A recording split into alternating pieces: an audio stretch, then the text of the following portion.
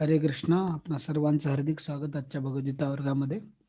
चला आपण प्रार्थना करून सुरुवात करूया.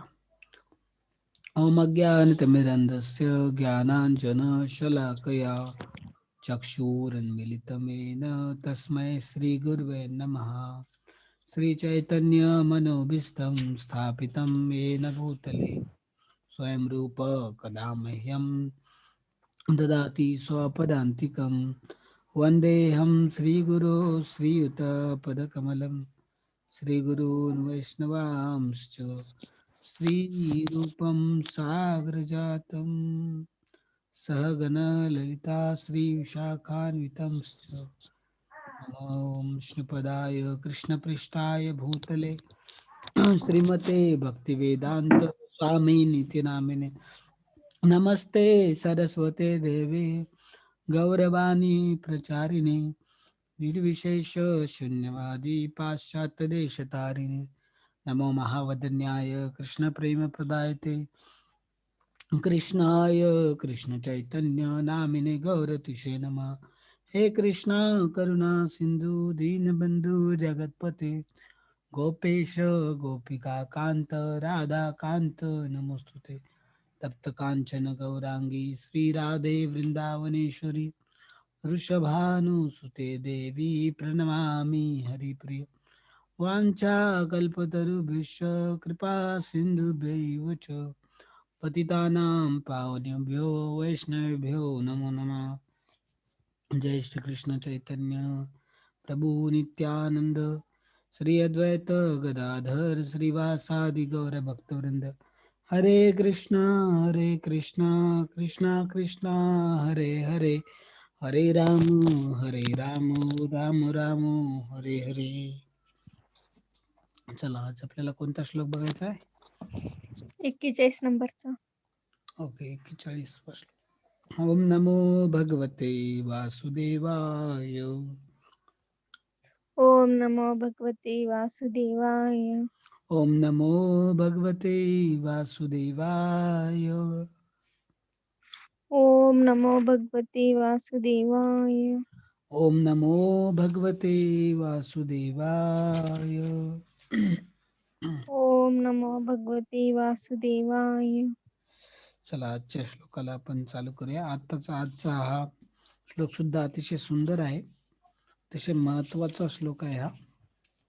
ठीक आहे, तर चालू करूया आपण. व्यवसायित्मिका बुद्धिर एकेह कुरु नंदन बहुशाखा हि अनंताश्च बुद्धय व्यवसायिनाम. व्यवसायित्मिका व्यवसायात्मिका बुद्धि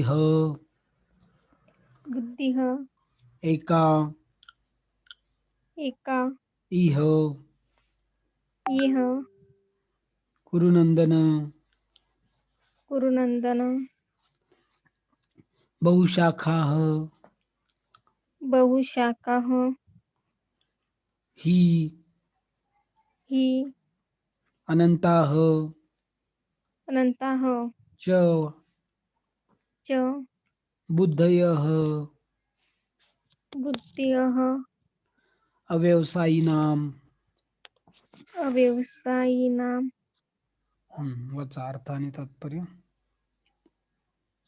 जे या मार्गावर असतात त्याची बुद्धी दृढ निश्चयी असते आणि त्याचे ध्येय एक असते. हे प्रिय कृष्णनंदन, जे डळमळीत वृत्तीचे असतात त्यांच्या बुद्धीला अनेक फाटे फुटलेले असतात. वाचा तात्पर्य.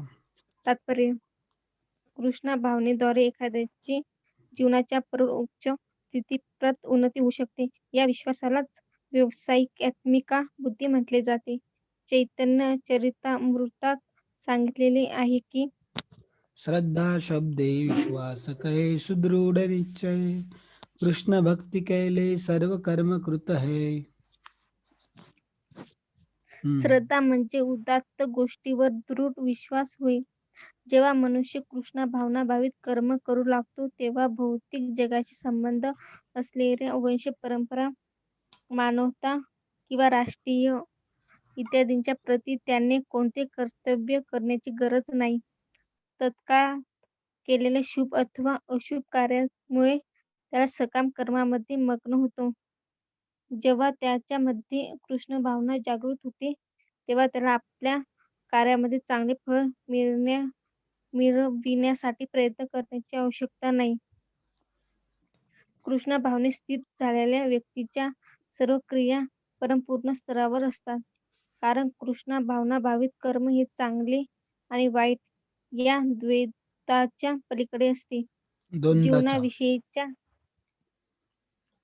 भौतिक संकल्पनेचा त्याग म्हणजेच कृष्ण भावनेची परमोच्च परिपूर्णता होय. कृष्ण भावनेतील प्रगतीमुळे या स्थितीची आपोआप प्राप्ती होते.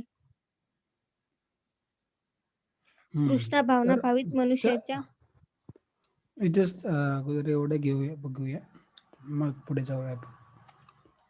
तर बघा, जे या भगवत भक्तीच्या मार्गावरती असतात, भगवंताच्या भक्तीमध्ये जोडलेल्या असतात, ठीक आहे, त्यांची बुद्धी दृढ निश्चय असते. म्हणजे ते दृढ निश्चयी असतात की काही जरी झालं तरी ते त्यांच्या जीवनामध्ये काही येऊ द्या, ते भगवंताची भक्ती सोडत नाहीत.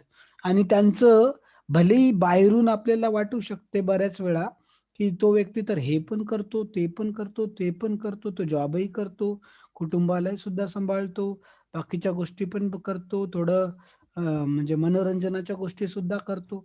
पण त्याच्या आतून जर जाऊन पाहिलं तर आपल्याला कळेल की तो व्यक्ती फक्त त्याचा एकच दृढनिश्चय असतो आणि तो एकाच गोष्टीमध्ये पूर्णतः काय झालेला असतो, त्याने स्वतःला झोकून दिलेला असते, ते म्हणजे भगवंताची भक्ती.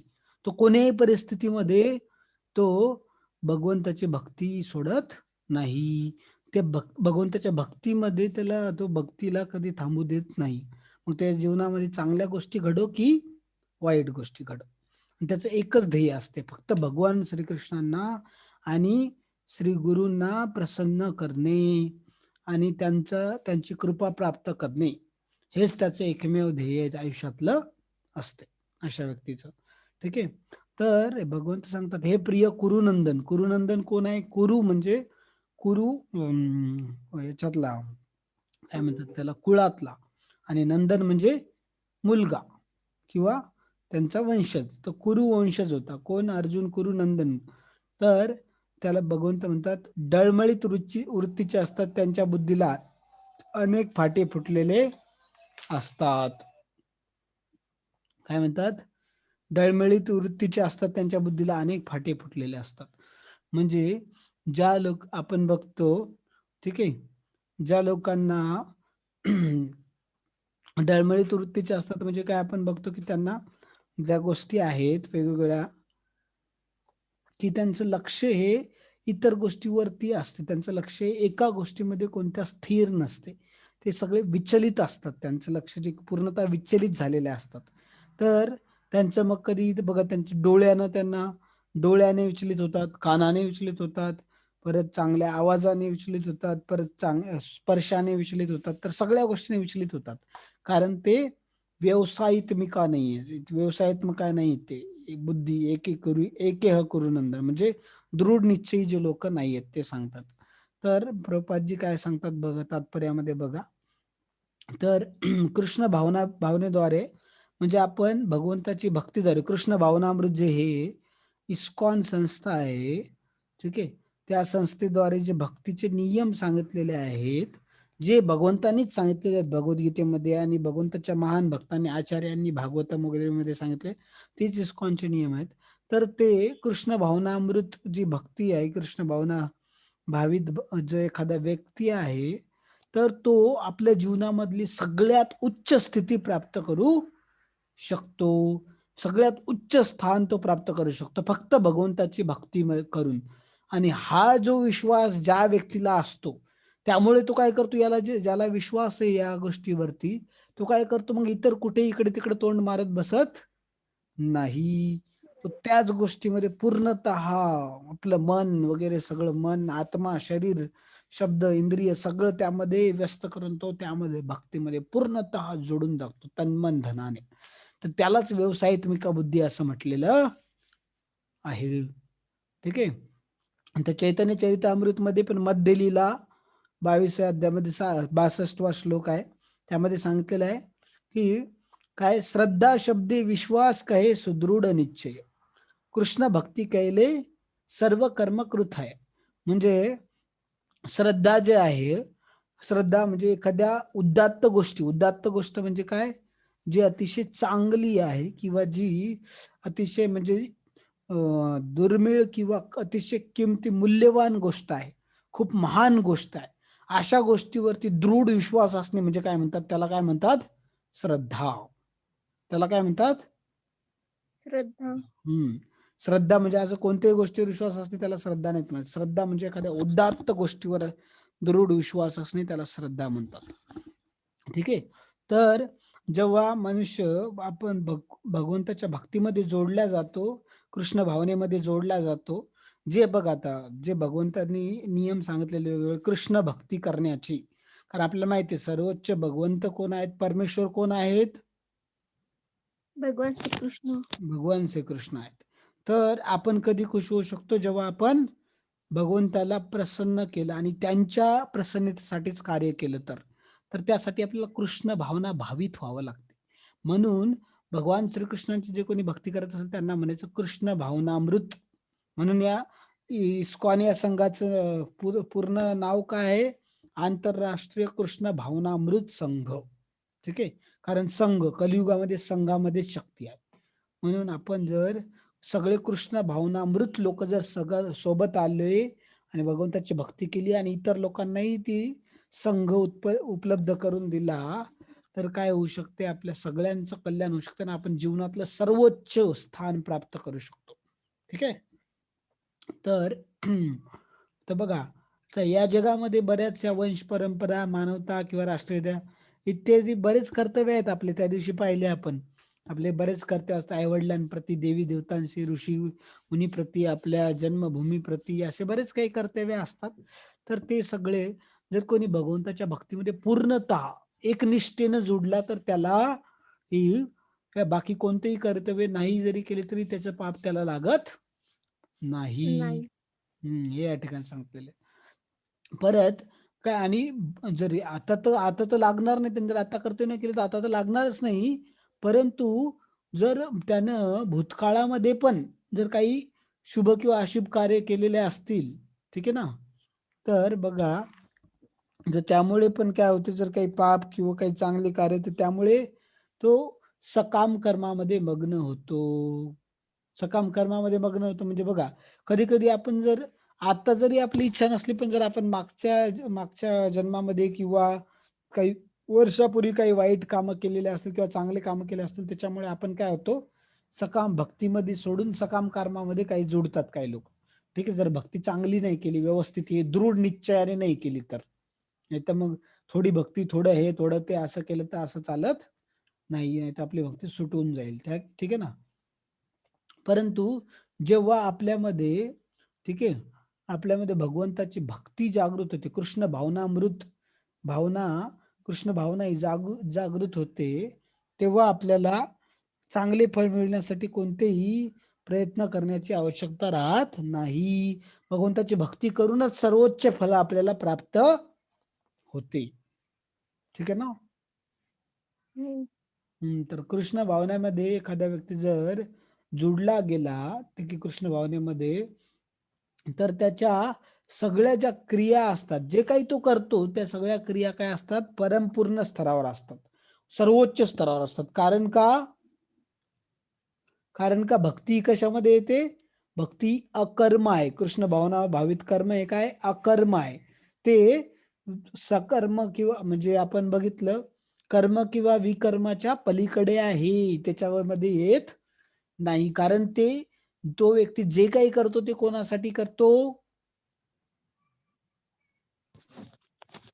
भगवंतासाठी. भगवंताला आनंद देण्यासाठी करतो. ठीक आहे. म्हणून आता जीवनाविषयीच्या भौतिक संकल्पनेचा त्याग म्हणजेच कृष्ण भावनेची परमोच्च परिपूर्णता होय.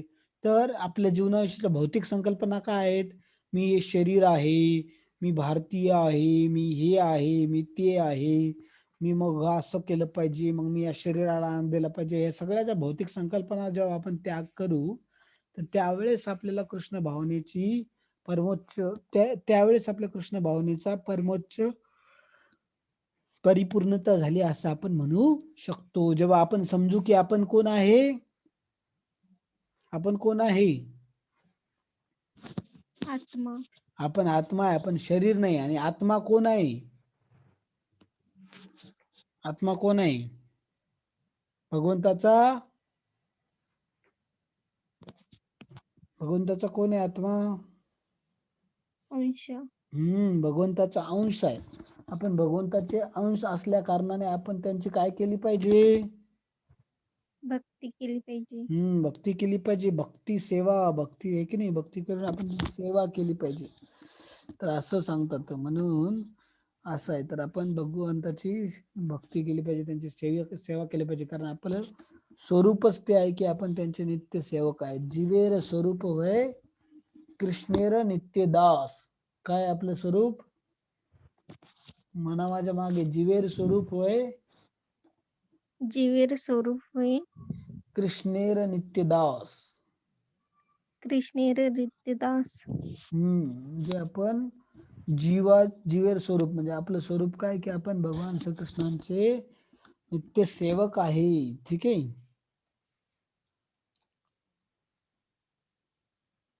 पुढचा पॅराग्राफ वाचा आता.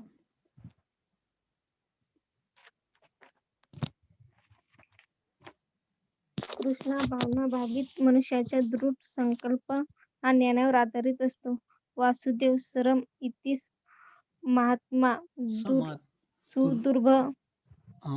वासुदेव कृष्णा भावना सर्वमिति, भाव वासुदेव सर्वमिति स महात्मा सुदुर्लभ.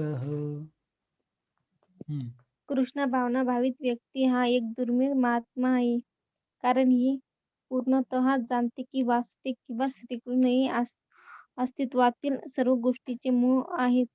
ज्याप्रमाणे वृक्षांच्या मुळाशी पाणी घातल्यावर आपोआप ते सर्व पानांमध्ये आणि फांद्यांमध्ये पोहोचते, त्याचप्रमाणे कृष्ण भावनायुक्त कार्य केल्याने मनुष्य स्वतःचे कुटुंब, समाज, राष्ट्र, मानवता इत्यादींची सर्वोत्कृष्ट सेवा करू शकतो.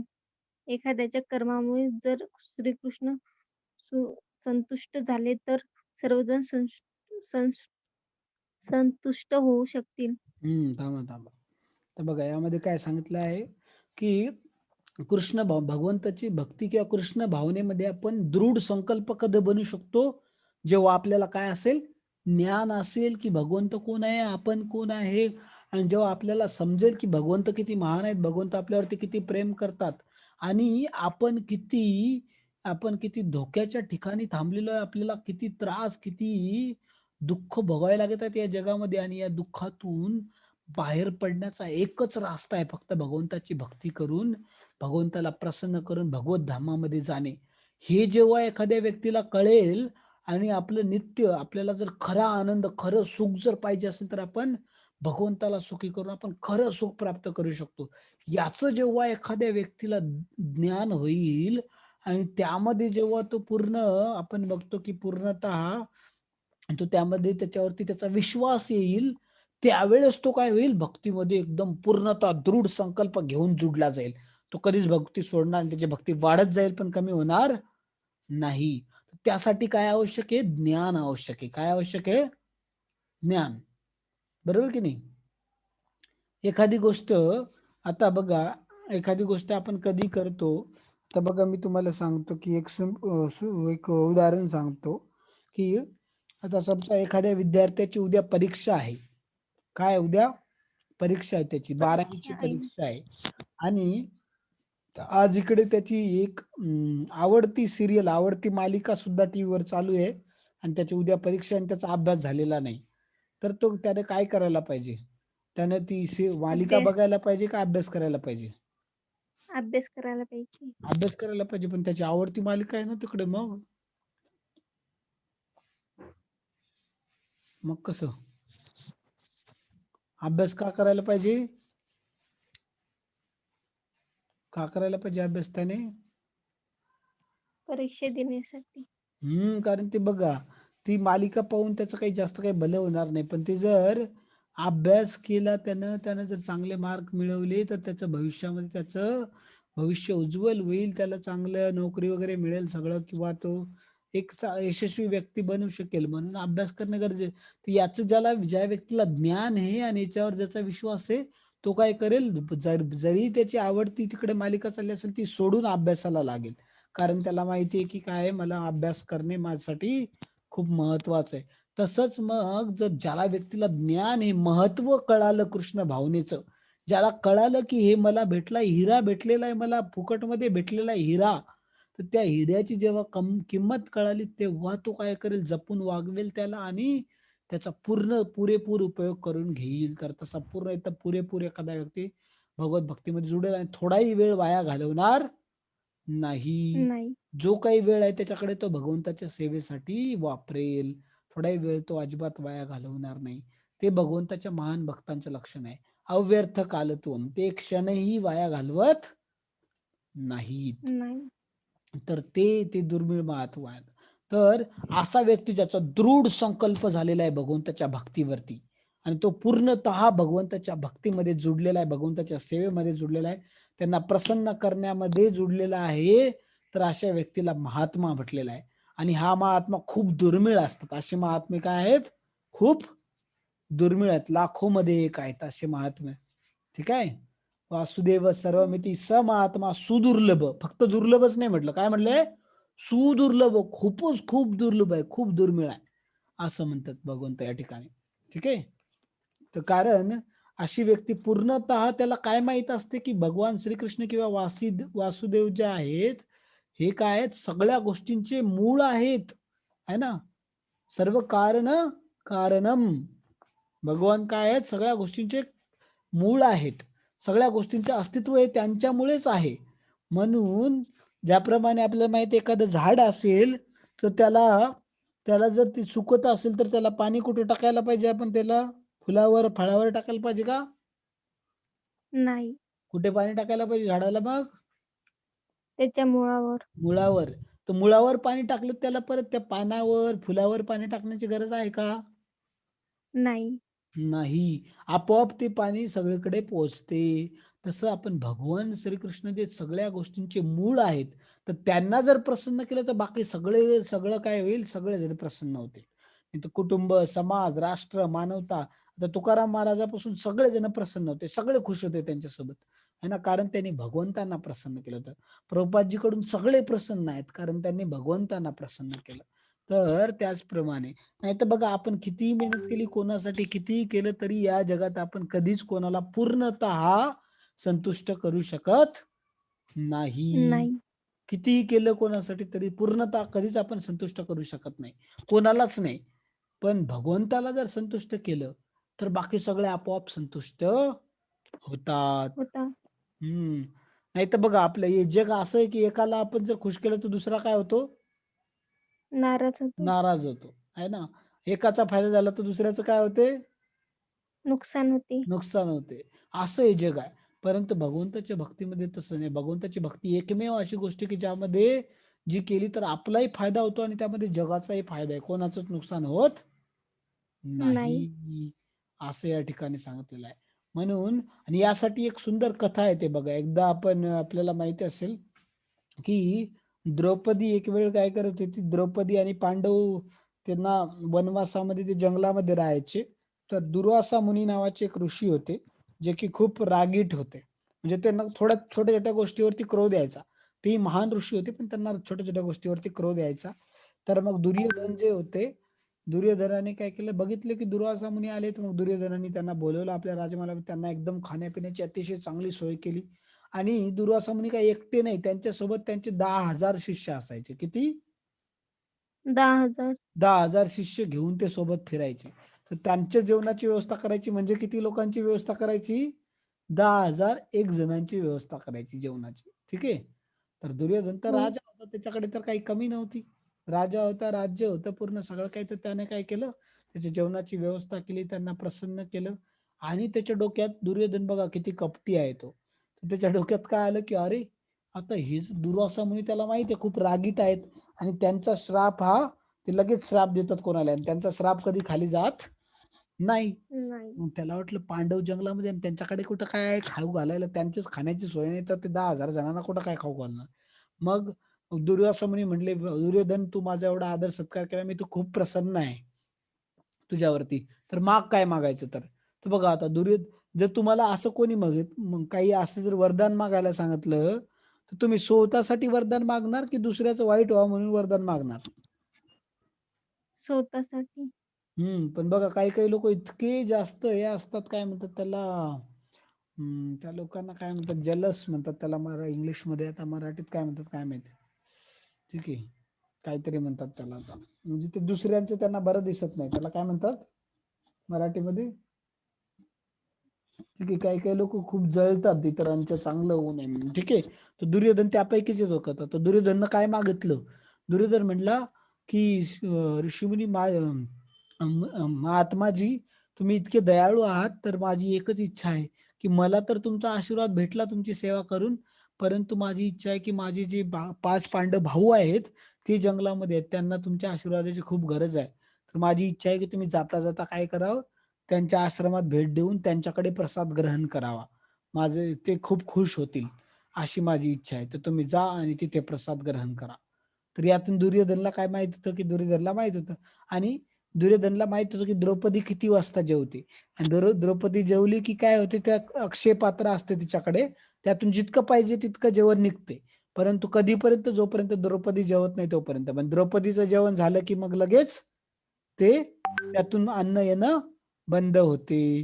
तर मग दुर्योधनला माहीत होतं, की द्रौपदी किती वाजता जेवते आणि दुर्योधनला हे पण माहीत होतं, की ते कुठे राहतात आणि दुर्वासा मुनीला इथून तिथपर्यंत जायला किती वेळ लागेल. तर त्याला बरोबर माहीत होतं, की दुर्वासा मुनी पोहोचतील त्याच्या अगोदर द्रौपदीने जेवण केलेलं असेल. म्हणजे त्यांच्याकडे एकही दाणा शिल्लक नसेल या हं. ऋषीमुनींना जेवू घालण्यासाठी. आणि जर तसं नसलं तर दुर्वासा मुनी काय होतील, खूप रागावतील आणि पांडवांना श्राप देऊन त्यांचा सत्यानाश करून टाकतील. असं वाटलं दुर्योधनाला. मग त्यावेळेस काय झालं, मग त्याचप्रमाणे झालं तसंच. मग गेले दुरासा मुनी म्हटले, "ठीक आहे, मी करतो तुझी इच्छा पूर्ण. तुझ्या भावांना पण तुमच्या भावाचा पण आदर सत्कार मी स्वीकार करतो रस्त्यात जाता-जाता." मग ते गेले तर तिथे बघतात तर पांडवांनी प्रणाम केला. त्यांचा आदर आदर सत्कार केला, सन्मान केला आणि मग त्यावेळेस काय झालं, आदर सत्कार केला, सन्मान केला आणि त्यावेळेस मग जे पांडव आहेत, तर मग दुर्वासा मुनीला म्हणले, की ते दुर्वासा मुनी म्हणले, की "आम्हाला तुमच्या भाऊ दुर्योधनाने पाठवलेला आहे आणि ते म्हटले, की तुम्ही आमच्या भोजनाची खूप चांगल्या प्रकारे व्यवस्था केलेली आहे. त्यासाठी आम्ही आलेलो, तर आम्ही माझ्या सगळ्या शिष्यांसोबत तुमच्याकडे प्रसाद ग्रहण करेन. तर मी काय करतो." आणि ते ब्राह्मण होते, एवढे महान ऋषी होते, ते काय जेवणाच्या अगोदर अंघोळ करायचे. जे अंघोळ केल्याशिवाय जेवायचे नाही. तर ते म्हटले, "आम्ही जवळच्याच नदीतून काय करतो, अंघोळ करून येतो. तोपर्यंत तुम्ही स्वयंपाकाची तयारी करा, ताट वगैरे लावून ठेवा. आम्ही आलोच." तर मग अ, भीम आणि आता जे युधिष्ठिर महाराज होते, तर त्यांना तर खूप टेन्शन आलं, पण त्यांना आता ऋषीमुनींना कसं नाही म्हणावं. ते म्हणले, "हो ठीक आहे, काही हरकत नाही. तुम्ही स्नान करून या. आम्ही तोपर्यंत तुमच्या जेवणाची सोय करतो." मग आता हे सगळे टेन्शनमध्ये आले, आता करायचं काय? काय करायचं? द्रौपदीनं पण जेवण केलं. आता एवढ्या 10,000 जणांचं जेवण कुठून बनवायचं? कसं बनवायचं? आणि ते पण 15 मिनिटात ते अंघोळ करून वापस येतील. 15 मिनिटात कसं काय जेवण तयार होणार? आणि पुन्हा जेवण तयार करायला तर काहीच सुविधा नाही, काही नाही त्यांच्याकडे. मग कसं काय करणार? त्यांना खूप आणि त्यांना भीती वाटत होती, की त्यांना माहीत होतं, की जर दुर्वासा मुनींना आपण जर त्यांना त्यांना जर हे जेवण नाही दिलं आज, त्यांना प्रसन्न नाही केलं तर काय होईल? ते नाराज होतील, रागावतील आणि आपल्याला काय देतील? श्राप देतील. श्राप देतील. हां, मग सगळेजण टेन्शनमध्ये होते. काय करावं, काय करावे?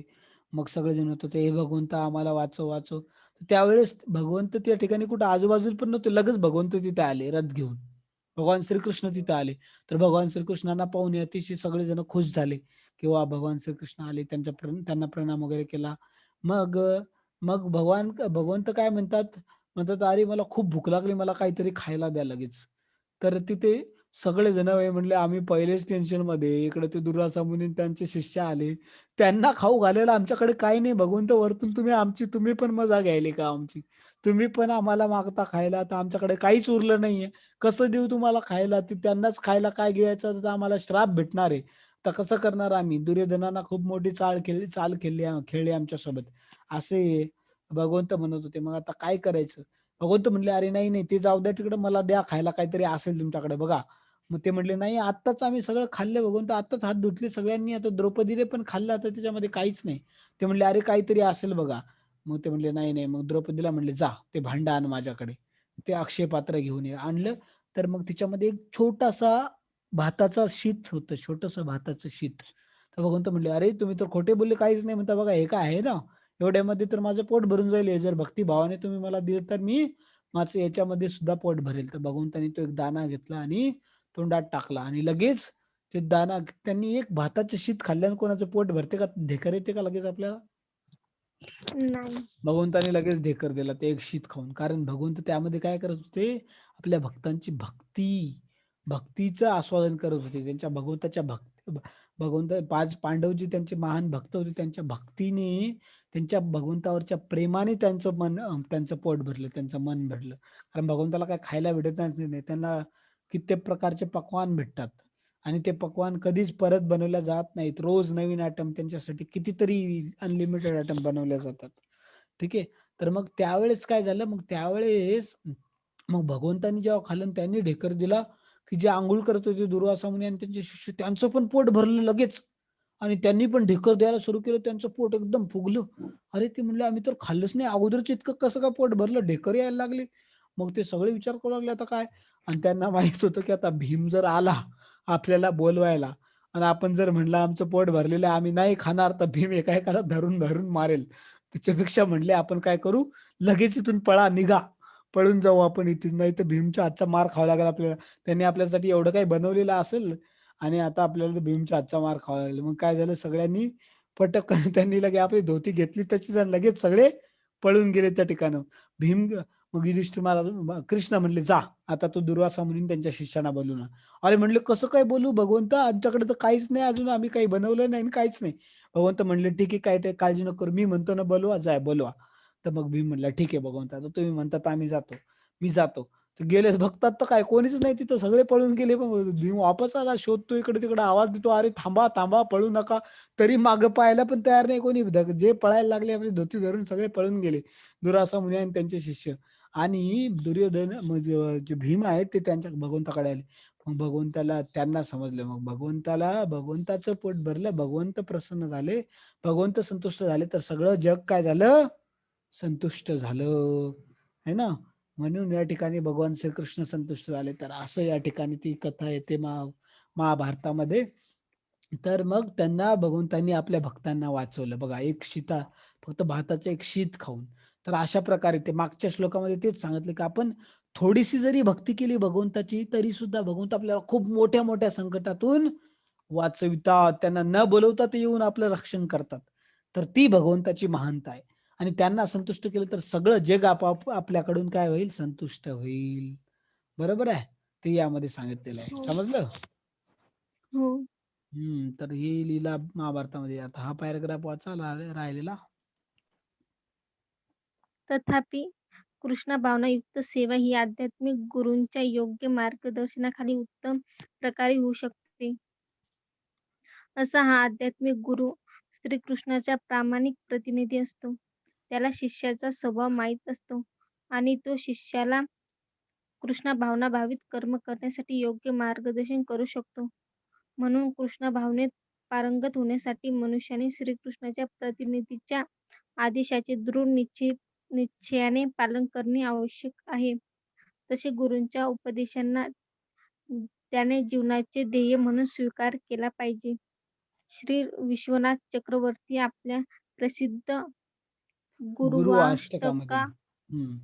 गुरु गुरुवाष्टकामध्ये सांगतात की यस्य प्रसादात् भगवत्प्रसादो यस्य प्रसादात् न गती कुतोऽपि ध्यायंस्तु वंस्तस्य यशस्त्रीसन्ध्यं वन्दे गुरु श्रीचरणारविन्दम् यस्य प्रसादात् भगवत्प्रसादो यस्य प्रसादात् न गति कुतोऽपि ध्यायस्तु वंस्तस्य यशस्त्रीसन्ध्यं वंदे गुरु श्री चरणारविंदम. हा आम्ही जी रोज सकाळी मंगल आरती सगळ्या इस्कॉन मंदिरामध्ये म्हटल्या जाते सकाळी, तर त्या मंगल आरतीमधला हा 8वा श्लोक आहे, 8वं कडवे आहे. तर ते विश्वनाथ चक्रवर्ती ठाकूरजी हे अतिशय महान आचार्य आहेत. त्यांनी हे लिहिलेले आहे गुरु अष्टकम, गुरुला प्रार्थना करण्यासाठी हे गुरु अष्टकम आहे. त्यातला 8वं आहे, कडवा आहे. वाचा त्याचा अर्थ. आध्यात्मिक गुरूंना संतुष्ट केल्याने पुरुषोत्तम श्री भगवान संतुष्ट होतात आणि त्यांचे संतुष्ट केल्याविना कृष्ण भावनेप्रत उन्नत होण्याची संधी नाही. म्हणून त्याचे दिवसातून 3 वेळा ध्यान करून त्यांच्याकडे कृपा याचना करणे आणि त्यांचा आदर वंदन करणे आवश्यक आहे. परंतु ही संपूर्ण पद्धती देहात्मा बुद्धीच्या पलीकडे असणाऱ्या आत्म्याच्या केवळ सिद्धांत सैद्धांतिक सिद्धांत सैद्धांतिक ज्ञान स्तरावर नसून परिपूर्ण ज्ञानावर आधारित आहे. अशा ज्ञानामुळे सकाम कर्माद्वारे प्राप्त होणाऱ्या इंद्रिय तृप्तीची संधीच नष्ट होते. ज्याचे मन दृढ निश्चयी नाही तो विविध प्रकारच्या सकाम कर्माद्वारे आकर्षिला जातो. तर बघा अतिशय सुंदर सांगितलेलं आहे. तर बघा आता यामध्ये सांगतात, काय सांगतात तर की जर कृष्ण भावना भावित या भावनायुक्त आपल्याला जर सेवा करायची असेल, तर आता आपण भगवंत कशाने प्रसन्न होतील हे आपल्याला माहिती आहे का? आपण भगवंताला समजू शकतो का? आपल्याला भगवंताबद्दल सगळं माहिती आहे का? नाही. नाही. तर मग आपण काही नाही तर कधी-कधी काही चुकीच्याच गोष्टी करत बसायचो, ज्याने भगवंत प्रसन्न होण्याऐवजी नाराज जर झाले तर मग? म्हणून जर बघा, जर एखादं बाळ असेल, तर तर त्या बाळाला काय आवडते, काय नाही, हे जर आपल्याला कोणाला विचारायचं असेल, तर कोणाला विचारलं पाहिजे आपण? आईला. त्याच्या आईला सगळं काही माहीत असणार, बरोबर की नाही? कारण त्याची आई त्याच्या जवळ राहते आणि आईचं खूप त्याच्यावरती प्रेम असते. तर जर एखाद्या व्यक्तीवर खूप प्रेम असलं, तर तो त्या व्यक्तीबद्दल सगळं काही जाणून घेण्याचा प्रयत्न करतो आणि त्या व्यक्तीला काय आवडते, काय नाही आवडत, ह्या सगळ्या गोष्टी त्या व्यक्तीला माहीत असतात. बरोबर की नाही?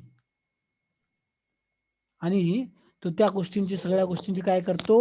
काळजी घेतो आणि त्या सगळ्या गोष्टी पूर्ण करण्याचा प्रयत्न करतो. तसं भगवंताचे जे महान भक्त आहेत, तुकाराम महाराज सारखे आणि एसी भक्तिवेदांत स्वामी प्रभुपादजी सारखे जे महान भक्त आहेत, त्यांचं भगवंतावरती अतिशय अपार अपार प्रेम असते, त्यांचं जीवापाड प्रेम असते. म्हणून त्यांना भगवंताच्या आवडी-निवडीबद्दल, सगळं स्वभावाबद्दल सगळं काही त्यांना माहीत असते. म्हणून भगवंत कोणत्या परिस्थितीमध्ये काय केल्याने प्रसन्न होतील हे कोण सांगू शकते? फक्त भगवंताचे महान भक्तच गुरु. सांगू शकतात. गुरु सांगू शकते आपल्याला. तर म्हणून आपण भक्ती कोणाच्या मार्गदर्शनाखाली केली पाहिजे? गुरूंच्या. गुरुच्या मार्गदर्शनाखाली केली पाहिजे. आपण आपल्या मनाने काहीही करत बसायचं नाही. नाही. काही लोक आजकाल काहीही करत बसतात ना, तर त्याला भक्ती म्हणायचं नाही. तर गुरुनी जे सांगितलं, गुरुच्या आदेशाप्रमाणे आपण काय केलं, त्यांचं मार्गदर्शन घेऊन त्यांनी जे सांगितलं ते जर केलं, तर आपण काय केलं, तर आपण भगवंतांना प्रसन्न करू शकतो. तरच आपण भगवंताची प्राप्ती करू शकतो. नाहीतर मग अन्यथा आपण काहीही केलं तरी आपण भगवंताची प्राप्ती करू शकत नाही, जन्मोजन्म सुद्धा. म्हणून कृष्ण भावनेमध्ये, भगवत भक्तीमध्ये जर आपल्याला पारंगत व्हायचं असेल, एक्सपर्ट व्हायचं असेल, तर आपल्याला काय करावं लागेल? जे श्रीकृष्णांचे प्रतिनिधी आहेत, प्रभुपादांसारखे त्यांचे जे महान शिष्य आहेत, संन्यासी आहेत किंवा ब्रह्मचारी किंवा काही गृहस्थ सुद्धा आहेत, अतिशय महान शिष्य त्यांचे, आणि ते तर त्यांच्या आदेशाचं आपण दृढ निश्चयाचं पालन केलं, तरच आपण कृष्ण भावनेमध्ये पारंगत होऊ शकतो. आणि जोपर्यंत आपण कृष्ण भावनेमध्ये पारंगत नाही होत, तोपर्यंत आपण भगवानांना प्रसन्न नाही करू शकत. आणि भगवंतांना प्रसन्न जोपर्यंत करत नाही, तोपर्यंत आपल्या जीवनाचं सार्थक होऊ शकत नाही. नाही. आपण कोणालाच पूर्णतः भगवंताला प्रसन्न केल्याशिवाय प्रसन्न करू शकत नाही. नाही. ठीक आहे. म्हणून गुरुचा उपदेश म्हणजेच माझ्या जीवनाचं ध्येय आहे, याचा आपण स्वीकार केला पाहिजे. की गुरु प्रसन्न झाले तर आपल्या जीवनामध्ये काहीतरी त्याला अर्थ आहे, नाही तर ते निरर्थक आहे. तर या श्लोकामध्ये सांगितलेलं आहे की आध्यात्मिक गुरूंना जर आपण संतुष्ट केलं तर भगवान आपोआप संतुष्ट होतात. बघा, भगवंतांना संतुष्ट करणे खूप कठीण आहे. कसं काय? कारण भगवंतांना काय देऊ शकतो आपण? कोणाचं हे सगळं काही? भगवंताचं. त्यांना काय त्यांच्याकडे काही कमी आहे का? नाही, नाही. मग आपण काही त्यांना देऊ शकतो का?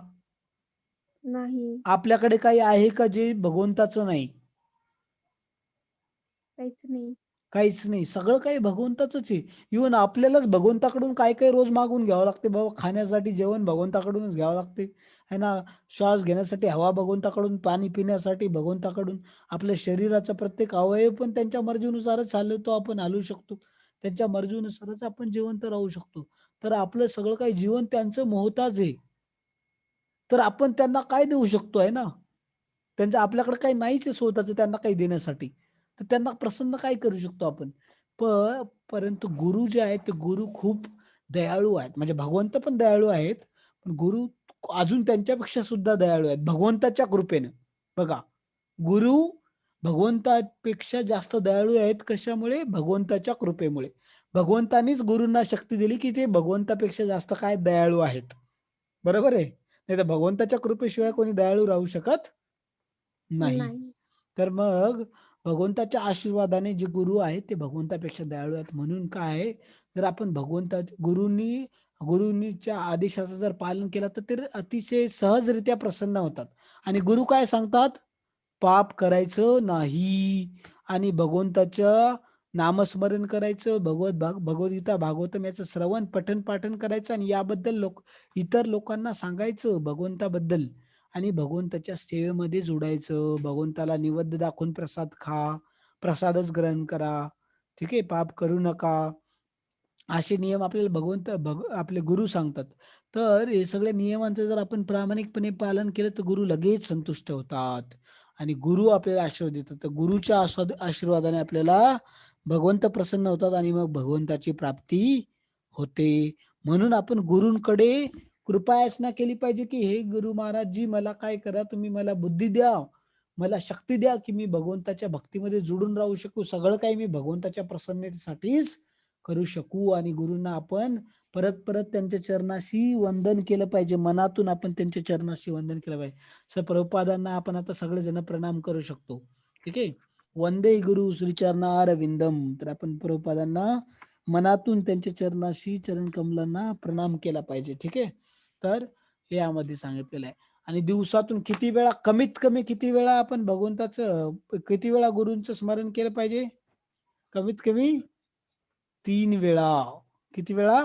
सकाळी, दुपारी आणि संध्याकाळी. त्रिसंध्या. काय म्हटलंय? यशस त्रिसंध्यम. त्रिसंध्या कोणत्या असतात? एक सकाळ, दुपार आणि संध्याकाळ या 3 संध्या आहेत. तर यात कमीत कमी या 3 संध्याच्या वेळेस 3 वेळेस आपण गुरूंचं स्मरण केलं पाहिजे. त्यांच्या गुणांचं, त्यांनी आपल्यावरती जी कृपा केली, त्यांनी एवढं जे महान ज्ञान आपल्याला दिलं, त्याबद्दल आपण त्यांचे कृतज्ञ असायला पाहिजे. आणि त्यांना आपण प्रार्थना केली पाहिजे, "हे गुरु महाराज जी, हे ज्ञान मी आपल्या जीवनामध्ये लागू करू शकू, आपल्या जीवनामध्ये भगवंतांना प्रसन्न करू शकू, असा आशीर्वाद द्या, त्यासाठी तुम्ही शक्ती द्या. आणि हे तुम्ही जे सांगता ते ज्ञानाचं आपल्या जीवनामध्ये लागू करण्यासाठी मला शक्ती तुम्ही प्रदान करा." अशी आपण गुरूंना प्रार्थना केली पाहिजे. भगवंतासाठी मला माझ्या हृदयामध्ये प्रेम द्या, असं आपण गुरूंना प्रार्थना केली पाहिजे. परंतु हे सांगतात, की ही सगळी जी पद्धत आहे, गुरूंना प्रसन्न करून, गुरूंच्या आदेशाचं पालन करून, गुरूंना प्रसन्न करून, भगवंतांना प्रसन्न करून, आपल्या जीवनाचं सार्थक करणे, हे आत्म्याच्या केवळ सिद्धांतावर फक्त सिद्धांत सिद्धांतिक ज्ञानावर अवलंबून नाही. म्हणजे हे काही फक्त असं काहीतरी सांगायचं म्हणून सांगितलेलं नाही. फक्त हे पुस्तकी ज्ञान नाही. ठीक आहे. तर हे परिपूर्ण ज्ञानावर आधारित आहे. परिपूर्ण. कोणी म्हणाले आत्म्यासाठी आहे, म्हणजे मग आपल्या शरीरासाठी नाही. आत्मा जोपर्यंत शरीरात आहे, त्यावेळेस शरीरासाठी लागू होत नाही. असं नाही. हे परिपूर्ण ज्ञान आहे. परिपूर्ण सगळ्यांसाठी, सगळ्या परिस्थितीमध्ये, कुठेही, कोणासाठीही, कोणत्याही वेळी सगळ्यांसाठी हे लागू होणारं ज्ञान आहे. असं आहे. म्हणून ते परिपूर्ण ज्ञान आहे. ठीक आहे. आणि अशा ज्ञानामुळे काय होते, सकाम कर्म करून आपल्याला जे पाप पुण्य लागतात, ज्यामुळे इंद्रिय तृप्ती वगैरे होते किंवा पाप भोगावं लागते, नरकात जावं लागतं, स्वर्गात जावं लागतं, त्या सगळ्या गोष्टीची संधी नष्ट होते आणि आपल्याला काय होते, भगवत धामाची प्राप्ती होते आणि आपले सगळे पाप पुण्य नष्ट होऊन आपण या कर्मबंधनातून मुक्त होऊन जातो आणि जन्म मृत्यू जरा व्याधी या चक्राचा पूर्णतः समूळ नाश होतो आणि आपल्या सगळ्या दुःखांचा नाश होतो. परंतु ज्या व्यक्तीचे मन दृढ निश्चयी नाहीये, जो फक्त भगवंताची भक्ती करणे आणि भगवंताला प्रसन्न करणे, गुरुच्या आज्ञेचं पालन करून गुरुला प्रसन्न करून भगवंतांना प्रसन्न करणे, हा असा एक दृढ निश्चय जो व्यक्ती बनवत नाही, त्याचं मन वेगळ्या गोष्टीमध्ये आकर्षित होते आणि तो विचलित झालेला असतो आणि तो भगवंताची भक्ती करू शकत नाही, हे या ठिकाणी सांगितलेलं आहे. समजलं सगळ्यांना? हो. तर हा अतिशय सुंदर आणि खूप महत्वाचा आणि मोठा श्लोक होता. आजही मला अजामिलाची कथा सांगायची होती, पण आजही आपल्याकडे आता ती दुसऱ्या कथेमध्येच बराच वेळ गेलेला आहे, त्यामुळे आज सांगता नाही आली. तर आपण पुढच्या जो श्लोक एखादा छोटा श्लोक येईल ना, त्या श्लोक मध्ये आपण काय करूया, ते कथेबद्दल मी सांगतोय तुम्हाला. ठीक आहे. जो 44 वाला श्लोक जो आहे तो थोडासा छोटा आहे. त्या श्लोकामध्ये आपण अजामिलची कथा पाहूया. अतिशय सुंदर कथा आहे आणि आपल्यासाठी खूप महत्वाची आहे.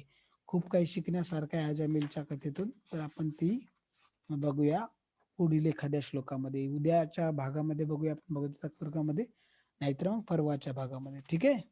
तर आपण इथेच थांबूया. आपणा सर्वांचे खूप खूप धन्यवाद. हरे कृष्णा. श्रीमद भगवद्गीता की जय.